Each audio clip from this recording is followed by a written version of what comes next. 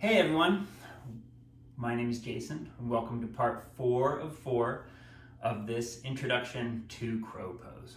So in part 3 we went up into crow. We did one foot and then the next and we were flying in crow. Pretty great.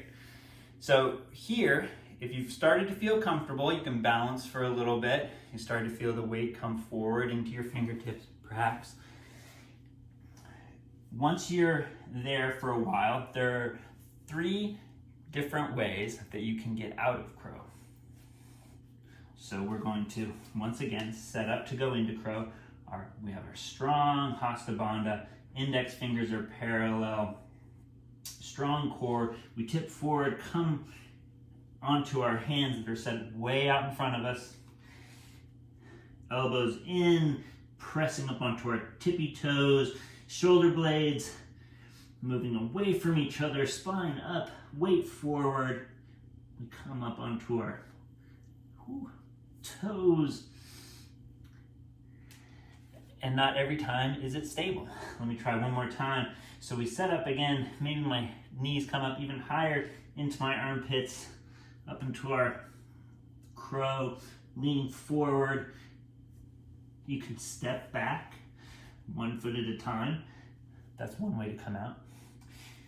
We can, setting up again, index fingers parallel, knees locked into triceps, tipping our weight forward, strong arms, strong spine.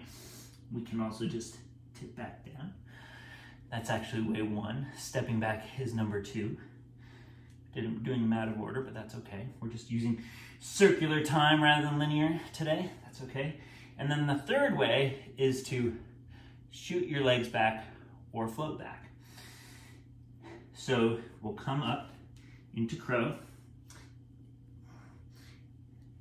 And then once we feel balanced and we want to go back to to do a vinyasa, we can shoot our hips up and legs back and land with arms bent in chaturanga, maybe to up dog, hips up and back into downward facing dog.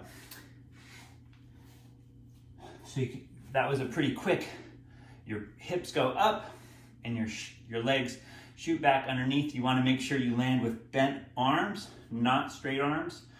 Definitely bent to protect your elbows and your shoulders away from ears. Another way to try to do it is to float your legs back. So that's engaging big core, lots of control rather than just powerfully shooting your legs back. We're going to try to float them. So hands out in front, knees locked into triceps, weight comes forward, 1 foot and then the other. We're looking forward and then the hips go up and legs go back. Floating into chaturanga and then perhaps a vinyasa or another pose. So all sorts of fun stuff there.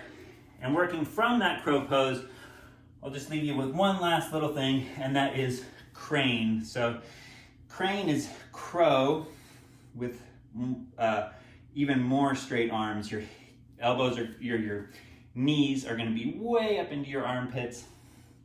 We're going to be balancing as high up onto our hands as possible.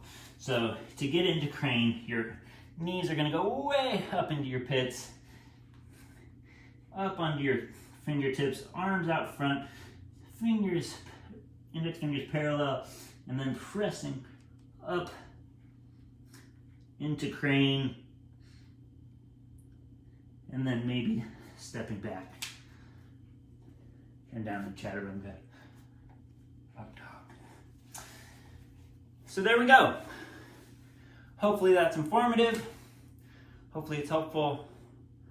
Crow, jump back, some strong chaturangas. I really enjoy putting crow, that supine crow. I find it really good for ab work, just in general, especially if you begin to drive your arms into your knees rather than just reaching up, but pressing the arms that way.